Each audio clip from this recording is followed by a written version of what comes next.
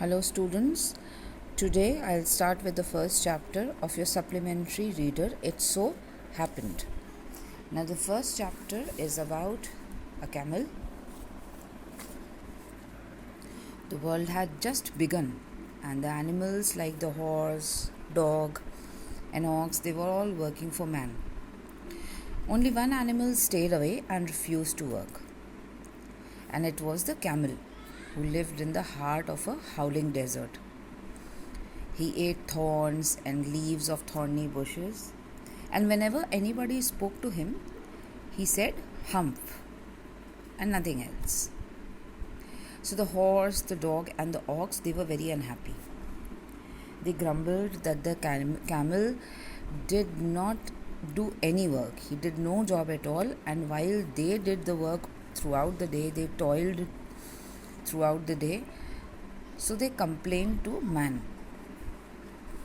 The man explained that Humph, the name he had given to the camel, didn't want to work. So the other three animals must work double time. Now the three animals were angry. They held a meeting. The camel came there, laughed at them, and said humph and went away. Now soon there came a jinn. He was the lord of of all deserts. He wrapped himself in sandstorm. And the animals reported against this camel, the animal with a long neck and long legs, who never used to do any work.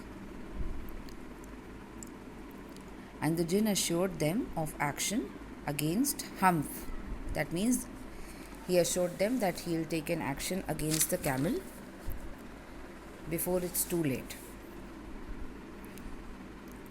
Now the jinn walked across the desert and found the camel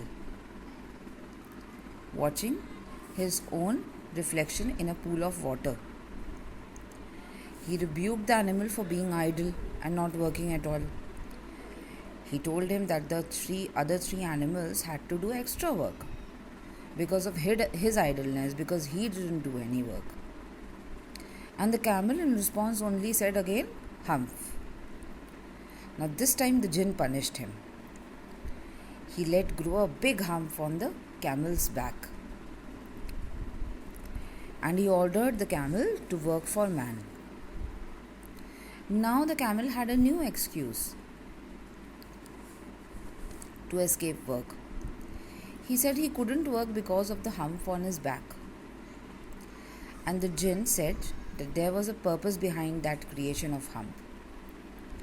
He said that the hump was there to store food and water to enable him to work for 3 days without eating or drinking. And now the poor camel joined the other three animals, horse, dog, and the ox, to work along. And since then he has been working regularly, but still he has not yet learned to behave himself. So that's a short summary of the chapter.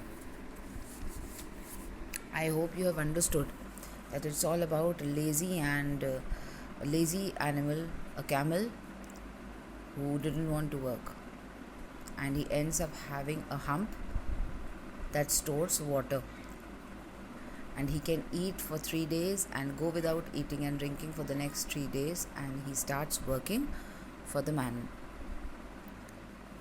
Now when we come to the question answers, we'll see the first question. Camel was looking at his own reflection in the pool, and what does it suggest to you? Now if we see in this page, the jinn saw camel looking at his reflection. I have written there the camel was admiring his good looks. So you will frame the whole sentence properly, that the camel was looking at his own reflection in the pool because he was admiring his good looks.